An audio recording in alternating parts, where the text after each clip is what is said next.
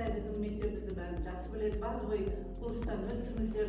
Сабақтарыңызға келіп кішкене болсын әдістемелік көмек көрсетіп жатқанына өте қуаныштымын. Уровень неплохой, как вы говорите, но всегда есть над чем работать, так и так.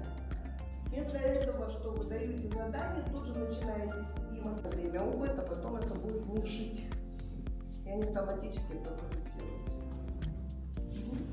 Сіздерге әдістемелік көмек беру. Біз де сіздерге келеміз, сіздер де бізге келесіздер. Қаншама сіздер өздеріңіз жатырсыздар. Сіздердің сабақтарыңыздан география сабағы болсын, физика сабағы болсын. Сабақты беруде жалпы негізінен әрбір мұғалім өзінің сабаққа қатысты, сабақ бойынша жеке кері байланыс бердім. Қандай да мұғалімнің сабағына кірсеңіз, оқушылар өзіне дәріс алып жүрген жасалды. Осы мектепке тек қана алдағы уақытта себебі мұғалімдерде шыға бермей кетеміз.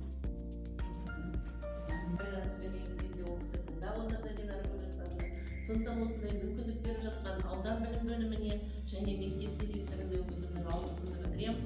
Қандай мынандай әдемі ғимаратта еңбек етпей іске болмайды, иә? Әрине бұндай біздің институтымыз қазір кәсіби даму институты деп аталады дейсіздер, иә? Сіздерге әрі дамытуға мүмкіндік береді. Соған атсалысып жүрген өзімнің тренер 3 сабаққа қатыстым. Әрбір сабақтан алатын мықты. Сегодня 3 урока тоже, преподаватели русского языка и литературы, высокий уровень подготовки учителя. Связь незначительная, конструктивная связь. Коллеги с этим справились. Видно сразу, потому как ходят ваши ученики, потому как собираются учителя. Чувствуется, что у вас хороший, крепкий руководитель. Вам творческих успехов.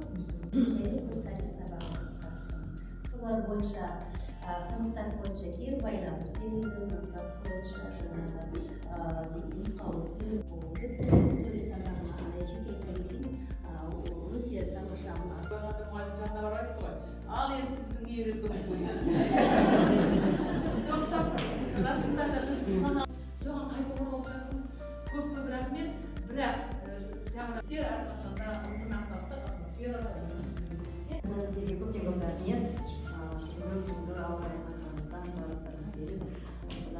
Те знания, которые получили мы на курсах, мы сегодня применили на практике.